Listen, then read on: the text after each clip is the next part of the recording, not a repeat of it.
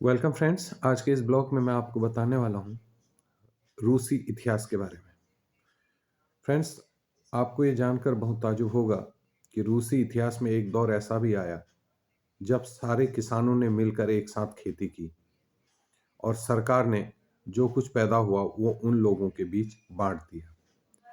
कैसे ये दौर रूस में आया और कौन उस समय इस दौर का जिम्मेवार था। रूस में स्टालिन एक तानाशाह थे। तो वहां पर क्या हुआ कि 1927 से 28 के बीच रूस के शहरों में अनाज का अकाल पड़ गया। सरकार ने अनाज की कीमत तय कर दी और उस कीमत से ज्यादा पर कोई भी अनाज नहीं बेच सकता था।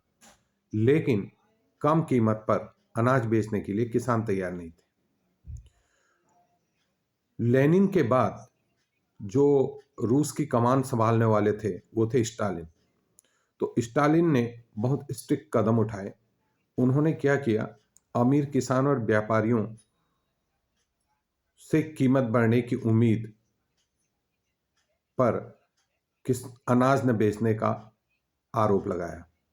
स्थिति पर काबू पाने के लिए उन्होंने सट्टेबाजी पर बैन लगा दिया और जितना भी व्यापारियों के पास अनाज था उसे जब्त करना जरूरी समझा। 1928 में पार्टी के सदस्यों ने अनाज उत्पादक इलाकों या ठिकानों पर छापे मारे।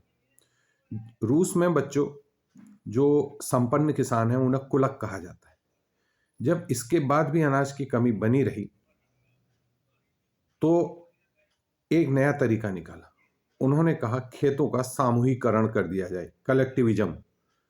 मतलब अब खेत अलग अलग न होके सबको एक साथ कर दिया जाए। इसका कारण क्या था?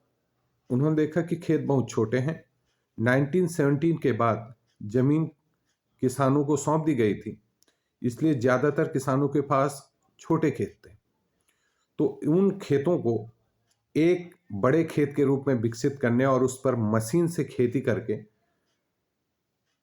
उत्पादन को बढ़ाने के लिए और साथ में जो ये अमीर किसान हैं इनका सफाया करने के लिए और राज्य को नियंत्रित यानी सरकारी नियंत्रण वाले विशालकाय खेत से ही किया जा सकता है, ये विचार उनके दिमाग में आया।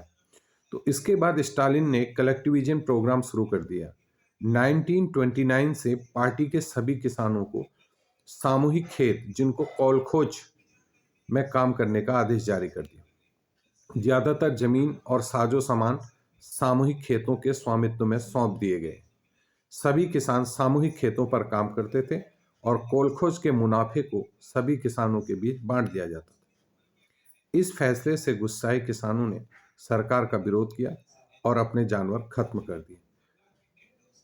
फ्रेंड्स, 1929 से 1931 के बीच मवेशियों की संख्या में 1/3 कमी आ गई। सामूहिकरण का विरोध करने वालों को सख्त सजा दी गई, यानी कि बहुत सारे लोगों को तो देश से निकाल भी दिया गया। सामूहिकरण यानी कलेक्टिविज्म का विरोध करने वाले किसानों का कहना था कि वे न तो अमीर हैं और न समाजवाद के विरोधी हैं। वे बस विभिन्न कारणों से सामूहिक खेतों पर काम नहीं करना चाहते। सामूहिकरण के बावजूद उत्पादन में नाटकीय वृद्धि नहीं हुई। जैसा सोचा था कि उत्पादन बढ़ेगा, नहीं बढ़ा, बल्कि 1930 से 33 के बीच फसल बहुत खराब हो गई और ये सोवियत इतिहास का सबसे बड़ा अकाल था। इसमें लगभग 40 लोग मारे गए थे। स्टालिन और उसके सहयोगियों ने जितने भी इसके खिलाफ थे उन आलोचकों पर या जो प्रोटेस्टर थे उन पर देश को गिराने का या साजिश रचने का आरोप लगाया। देश भर में बहुत सारे लोगों का इसी तरह आरोप लगाए और यानी कि 1939 तक आते आते 20 लाख से ज्यादा लोगों को जेल या श्रम शिविरों में भेज दिया गया। है ना अद्भुत इतिहास। Thank you.